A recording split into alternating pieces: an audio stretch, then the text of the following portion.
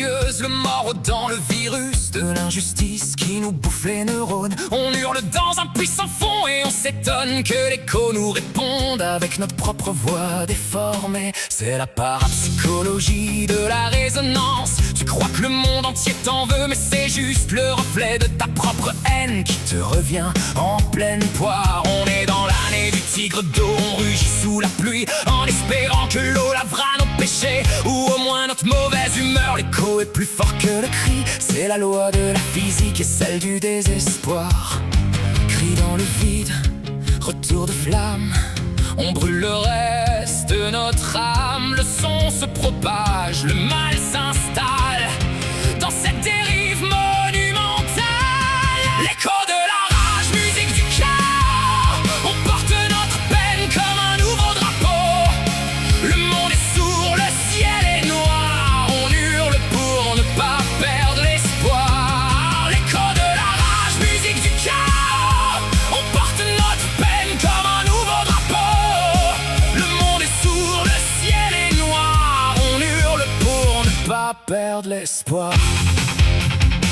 C'est le burlesque de la colère, on casse sa télé pour punir le présentateur, alors que c'est le constructeur qui se frotte les mains. L'étymologie de l'écho, la nymphe qui ne pouvait que répéter les derniers mots des autres. On est tous des échos à répéter les slogans des réseaux sociaux en croyant qu'on a inventé la poudre. On cherche la source du mal, mais on ne trouve que le mal de la source. Tu vois le prédateur dans le miroir, c'est la philosophie du cri. Plus c'est fort, moins c'est entendu, mais ça soulage les bronches entre deux cigarettes. Moi la rage, je l'ai tous les matins quand je vois ma gueule dans le miroir et que je me rappelle que je suis pas né rentier. On nous dit, exprimez votre colère, bah je l'exprime, mais mon banquier, il s'en fout royalement, il préfère les chèques de banque aux crises de nerfs. Y'a des mecs, ils ont une telle rage qu'on se demande s'ils ont besoin d'un psychologue ou d'un vétérinaire. L'écho, c'est pratique, ça permet de s'engueuler tout seul sans avoir besoin d'une femme à la maison. C'est ça, le progrès. L'autonomie dans le désespoir.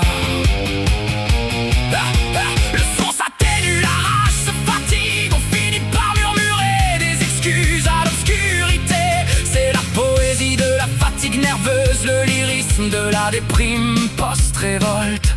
On est des volcans éteints qui font encore un peu de fumée pour la forme. On regarde l'horizon et on se demande si le silence n'est pas au fond la plus belle des colères. On s'éteint doucement comme une batterie de